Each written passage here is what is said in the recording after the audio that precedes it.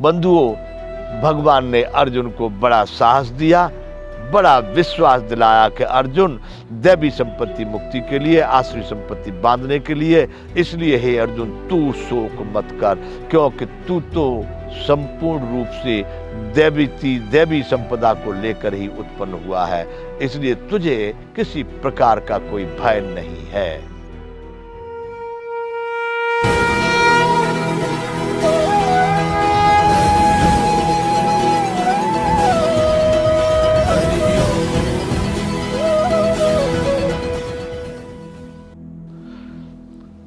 जय विश्व बंधु, संपूर्ण गीता ज्ञान।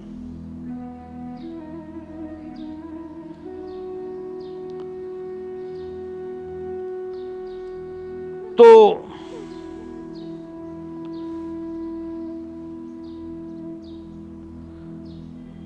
कठोरता जिसमें दया का भाव न हो, और अज्ञान भी। अज्ञान कहते हैं मूर्खता। अज्ञान किसको कहते हैं? मूढ़ भाव, जिसमें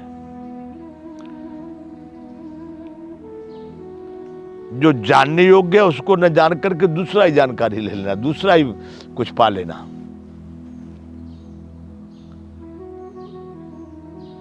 अज्ञान को एक नाम अंधकार भी दिया गया है। तो बंधुओं, भगवान यहां पर अर्जुन को बोले कि दंभ, घमंड, अभिमान, क्रोध, कठोरता और अज्ञान, ये सब आसुरी संपदा को लेकर हुए पुरुष के लक्षण हैं। इतना ही नहीं, अब भगवान आगे इसको विस्तार से कहते हैं। दंभो दर्पोऽभिमानस्य क्रोधः पारस्यमेव च अज्ञानम चाभिजातस्य पार्थ संपदमासुरी। अब भगवान आगे बोल रहे हैं, दैवी संपद्य मोक्षाय निबंधयासुरी मता मासुचः संपदम दैवीम विजातोषि भारत।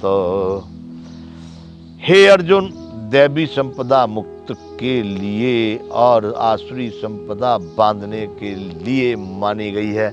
ये संपूर्ण गीता ज्ञान भगवान बताते चले आए कि अर्जुन, तुझको मुक्त होना चाहिए। पुनरपि जन्मम पुनरपि मरणम, इस भाव से पार हो जाना चाहिए। दोबारा इस संसार के झंझट में न पड़े, बार बार न मरे न जन्मे, क्षणभंगुर और नाशवान इस शरीर और संसार में फिर से तू न फंसे। वही ये पूरा गीता का ज्ञान है। तो भगवान यहाँ कह रहे हैं कि अर्जुन, दैवी संपदा तो मुक्ति के लिए है और आसुरी संपदा बांधने के लिए माने। बांधने का मतलब फिर संसार में आओ, फिर भटको, और यहाँ से कीट पतंग की योनियों में भी कहां कहां तक जा सकता है व्यक्ति अपने दुष्कर्मों से। कर्तव्य कर्मों से पार होता है और दुष्कर्मों से बंध जाता है। तो भगवान ने यहां पर अर्जुन से कहा कि अर्जुन, दैवी संपदा तो मुक्ति के लिए है और आसुरी संपदा बांधने के लिए मानी गई है, इसलिए हे अर्जुन तू शोक मत कर। अर्जुन यहां पर व्यथित है ना। अर्जुन ने कह दिया मैं युद्ध नहीं करूंगा महाराज, ये सब मारे जाएंगे, भाई भतीजे काका दादा सब। बड़ा व्याकुल है और अभी उसकी व्याकुलता पूरी नष्ट नहीं हुई है, वह शोक मग्न है।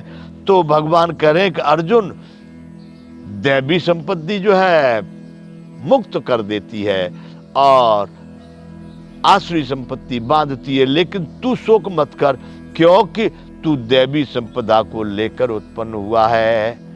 अर्जुन, तेरे पास में जो भी कुछ है वो संपूर्ण दैवी संपदा है। हम इस बात को शुरुआत में प्रथम अध्याय में भी बोले कि अर्जुन जैसा विनम्र, अर्जुन जैसा करुणामय, अर्जुन जैसा वीर, अर्जुन जैसा धैर्यवान।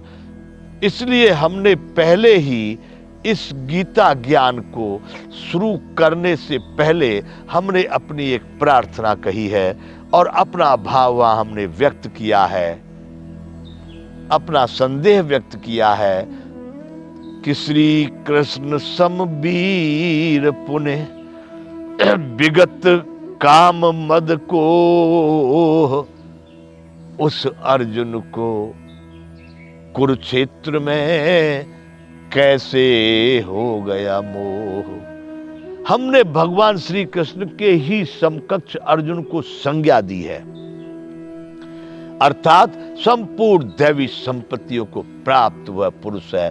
हमने नर नारायण का कह करके भी उनको संबोधन किया है।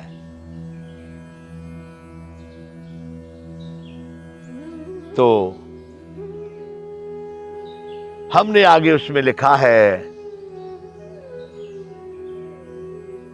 श्री कृष्ण पुरुषोत्तम सदा पर ब्रह्म और जगदीश हैं, भव सिंधु तरने के लिए भजते जिन्हें जोगीश हैं।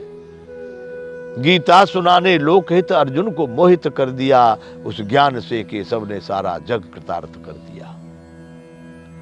अर्जुन बहाने कृष्ण जो गाते न गीता सार को, कल के कुचाली जीव सब भव सिंधु करता पार को। सस्यभानु की विनती यही, माधव जरा सुन लीजिए, उस ज्ञान से सस्यभानु को हर पल प्रकाशित कीजिए। तो बंधुओं, भगवान ने अर्जुन को बड़ा साहस दिया, बड़ा विश्वास दिलाया कि अर्जुन दैवी संपत्ति मुक्ति के लिए, आसुरी संपत्ति बांधने के लिए, इसलिए हे अर्जुन तू शोक मत कर, क्योंकि तू तो संपूर्ण रूप से दैवी संपदा को लेकर ही उत्पन्न हुआ है, इसलिए तुझे किसी प्रकार का कोई भय नहीं है। द्वौ भूत सर्गो लोके अस्मिन् दैव आसुर एव च, देवो विस्तर से प्रोक्त आसुरम पार्थ में सुनु। अब भगवान यहां बोले, अर्जुन दोनों बातें हैं, देवी संपत्ति आसुरी। देवी संपत्ति को तो मैंने बड़े विस्तार से तुझको कह दिया, अभी तक देवी संपत्ति की बात की थी। आसुरी संपत्ति के 5 शब्द, केवल 5 शब्द भगवान ने कहे, दंभ घमंड अभिमान क्रोध और कठोरता अज्ञान। अब भगवान यहां कह रहे हैं कि अर्जुन इस लोक में भूतों की सृष्टि यानी समुदाय, मनुष्य समुदाय 2 ही प्रकार का है, एक तो दैवी प्रकृति वाला और दूसरा आसुरी प्रकृति वाला। उनमें से दैवी प्रकृति वाला तो विस्तार पूर्वक कहा गया है, अब तू आसुरी प्रकृति वाले मनुष्य समुदाय को भी विस्तार पूर्वक मुझसे सुन।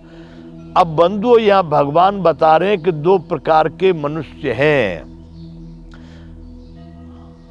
हमारे भारत में अभी बहुत सारे नाटक, चलचित्र टेलीविजन पर वैसे बहुत चलते हैं, उनमें राक्षस दिखाए हैं, देवता दिखाए हैं, पुराने गंधर्व दिखाए हैं, राजा दिखाए हैं, अप्सराएं दिखाई हैं, देवता, सब अलग उन्होंने अपनी कल्पना से, पता नहीं किसने देखे होंगे वो लोग, पर उन्होंने उस तरह के दिखाए हैं। लेकिन जो भी दिखाए हैं वो है मनुष्य ही। किसी के सींग लगा दिए, किसी को उल्टा सीधा वेशभूषा पहना दिए, लेकिन है मनुष्य ही। तो भगवान यहां कह रहे हैं कि लोक में भूतों की सृष्टि यानी मनुष्य समुदाय 2 ही प्रकार का है, एक तो दैवी प्रकृति वाला और दूसरा आसुरी प्रकृति वाला।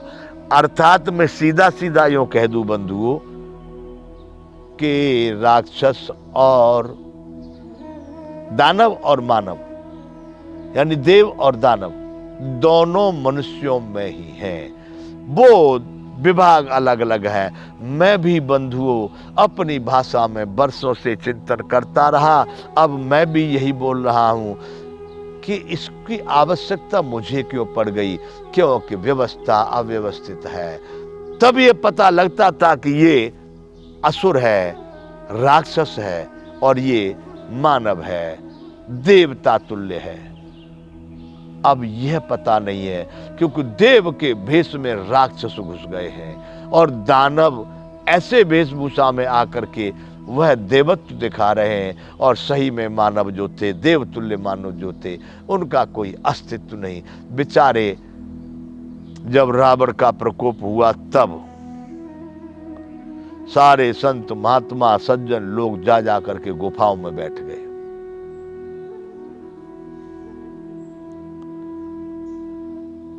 तो यहां भगवान ने कहा है कि 2 प्रकार की सृष्टि है, एक दैवी प्रकृति वाले और दूसरे आसुरी प्रकृति वाले।